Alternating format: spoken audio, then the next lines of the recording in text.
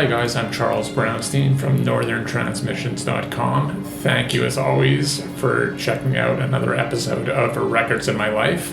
Today we have on singer, poet, actor Saul Williams. Let's check out what he has to say. Hello, this is Saul Williams.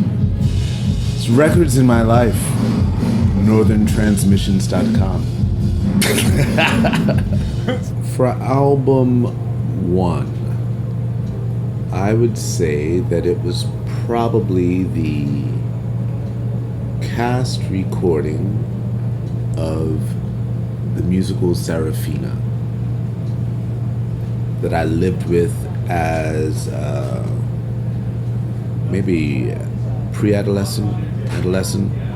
I saw the play on Broadway. I ended up seeing it like 7 times, but the great thing about that cast recording was that it was fusing a number of things that were like dear to me. Storytelling, these weird, really powerful monologues. I mean, in short, just so you know, the cast of that play, this happened during apartheid South Africa. And in order for them to perform this play abroad, in fact, they had to escape the country and they were exiled from the country. They could not go home.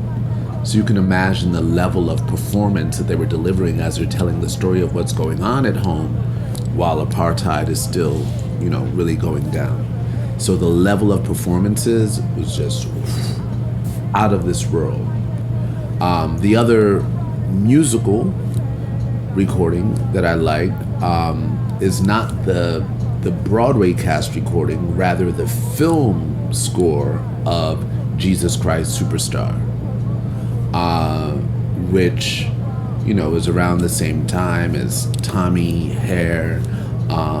The only difference with Jesus Christ Superstar is that album preceded even the idea of a movie or a play. And so that album was so good that a bunch of producers were like, we should make a fucking musical using this album, And so the performances and also the riffs, I mean, I tried sampling that album on my first album. And I could not clear the sample. That's a young Andrew Lloyd Webber piecing together his first, this is what I want to do. Because the performances in that first film are out of this world. It's the sort of performances where it fucks up the rest of your career because as an actor, because you can never be anything else except dude, you're Judas. And that's the other thing I loved about it, is that the best music was Judas. Judas crushes the Jesus Christ Superstar album. But this is right at the time, and this album is kind of right at Zeppelin's heyday. Right. And Pink Floyd's heyday. Really, it's preceding their heyday. And it's giving them a run for their money. No, it's a fucking amazing album musically. From there, I'll go to It Takes a Nation of Millions, Public Enemy. And no.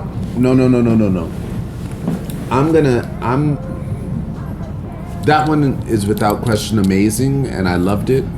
But I'm gonna say Fear of a Black Planet, because that has Welcome to the Terrordome on it, and it has Brothers Gonna Work It Out on it. And I love how that album begins, actually. I love when that first song, Brothers Gonna Work It Out, comes on. It's such a vibe. And by the time you get to Welcome to the Terrordome, I mean, that's one of the first hip-hop songs that ever made me cry. What's amazing about It Takes a Nation of Millions and Fear of a Black Planet is that, Public Enemy was essentially hip-hop's first noise band. And that's what we're talking about. We're talking about a noise album where the sound of sirens and the sound of people getting shot and the sounds of 18-wheelers passing and all that is all constructed into this rhythmic, soundscape and collage. And for me, I understood it that way. I recognized the sounds of the street and of the hood and all this shit and how it was coming back as music, all these disparate sounds. That was really powerful for me. The first album that made me realize, like, oh, I think I'm making music now. There were two of them. I'm gonna put them together. The first that I encountered where I was like, okay, something's happening, is Portishead Dummy. This woman singing like blues over the illest breakbeats I've ever heard makes me reconsider everything. And I was bringing people home and be like, just listen to this. It's the first time I ever even thought about heroin as a drug, because Portishead Dummy was, I felt like there was like velvet pouring out of my speakers, and I remember thinking, this must be what heroin feels like. You know, like, it was just too fucking good. It was too good. But the one that made me really start making music is, it's between Tricky's Nearly God and Pre-Millennium Tension. I read some Tricky interview, which blew my mind because he referenced himself as a rapper. And on his recordings, he's just like, yeah, the fuck, go ahead, yeah, I don't know. You know, just, and so for me, I realized, oh wait, I could do anything. Then I'll cut to like a more modern time singer-songwriter like Seven Swans by Sufjan Stevens is practically a flawless album for me. I remember I did a show in Australia where I was jet lagged. I think I had a bit of a fever or a cold. The sound was feeding back on stage, you know, and I got off stage really like, fuck, you know, like I had way too much fucking feedback in my ears all night.